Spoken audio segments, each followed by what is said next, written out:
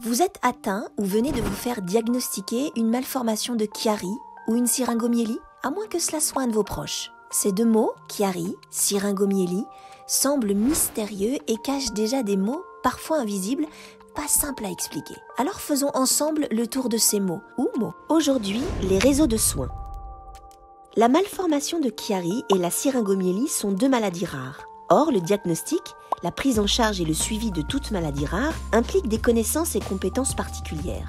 En 2004, sous la pression des associations de patients, un plan maladies rares est lancé en France. Cela commence par la création des centres de référence labellisés par le ministère de la Santé. Rassemblant des équipes hospitalières spécialisées, ils justifient d'une importante expertise clinique grâce au suivi de nombreux malades atteints d'une même pathologie rare. Leur mission va de l'enseignement à la formation des professionnels de santé. Ils assurent également la prise en charge de patients aussi bien à proximité qu'au niveau régional, national, européen, voire international. Des centres constitutifs apportent un complément d'expertise spécialisée, de formation et de recherche aux centres de référence. Localement et sur toute la France, les centres de compétences, labellisés en lien avec les centres de référence, assurent le suivi des patients souffrant de maladies rares. Formés d'équipes hospitalières expertes pour une ou plusieurs maladies rares, chaque centre de compétences fait le lien sur son territoire avec les professionnels de santé hospitaliers ou de ville des secteurs médico-sociaux et éducatifs. Un centre de compétences peut assister un centre de référence dans l'enseignement, la formation et la recherche pour les maladies rares relevant de son domaine.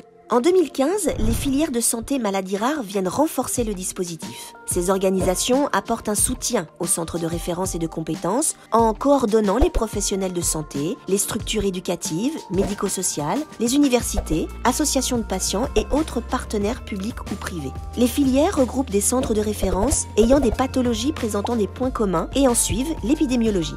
Pour la syringomyélie, le centre de référence national est labellisé en 2007 et est coordonné par le service de neurochirurgie de l'hôpital Kremlin-Bicêtre. Il est relabellisé en 2017, puis en 2023 pour les malformations de Chiari, syringomyélie et autres malformations vertébrales et médulaires rares et prend le nom de SEMAVEM. SEMAVEM regroupe 5 centres constitutifs, 2 centres pédiatriques à Paris-Necker et Lyon, un centre adulte et pédiatrique à Nancy, et 2 centres troubles sphinctériens, un à Paris-Tenon pour les adultes, l'autre à Marseille pour les enfants. Pour la prise en charge de proximité, 28 centres de compétences, dont 22 pour la prise en charge chirurgicale, sont répartis sur le territoire.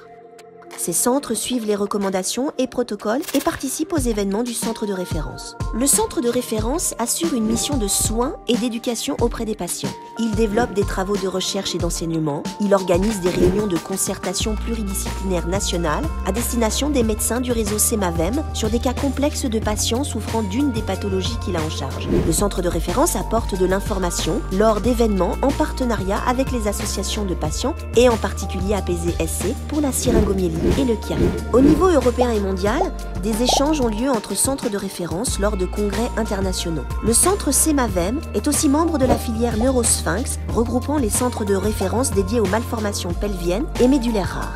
Enfin, d'autres structures aident à la prise en charge comme des centres antidouleurs dont un centre labellisé SEMAVEM ou de rééducation fonctionnelle dont 5 sont labellisés SEMAVEM. Et pour en savoir plus sur ces filières de diagnostic, prise en charge et suivi, rendez-vous sur le site apz.org. À bientôt pour un prochain mot.